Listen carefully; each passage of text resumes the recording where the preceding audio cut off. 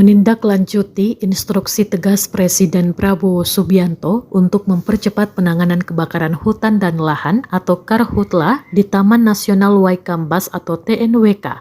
Aksi nyata langsung digelar di lapangan. Satu persatu personel diterjunkan dari udara untuk mencapai kawasan yang sulit dijangkau. Tim Alpha TNI yang merupakan pasukan gabungan dari TNI AD, TNI AL, dan TNI AU dikerahkan melalui operasi udara untuk memburu titik panas yang masih tersisa. Lantaran lokasi kebakaran di Desa Braja Kencana, Lampung Timur sulit ditembus melalui jalur darat maupun sungai, tim elit ini terpaksa diturunkan menggunakan metode fast roping dari helikopter. Langkah berani ini diambil untuk memastikan tim dapat menjangkau lokasi terisolasi dan memadamkan bara api hingga tuntas agar tidak kembali membesar. Pasukan ini sebelumnya diterbangkan langsung dari Riau setelah drone thermal mendeteksi adanya titik panas di area seluas 123 hektar.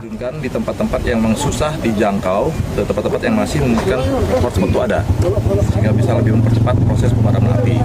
Dan tadi juga ada fast roping 8 pasukan yang juga ikut mendukung proses pemadaman api yang memang di daerah-daerah yang memungkinkan masih ada yang hotspot itu. Nah, ini bentuk kolaborasi kita bersama pemerintah daerah, Polda, Kodam, Pemprov Kabupaten, Balai, dan Kepolisian Kehutanan dalam rangka kita mempercepat proses pemadaman sehingga tidak ada lagi titik-titik api yang memungkinkan terjadi kebakaran.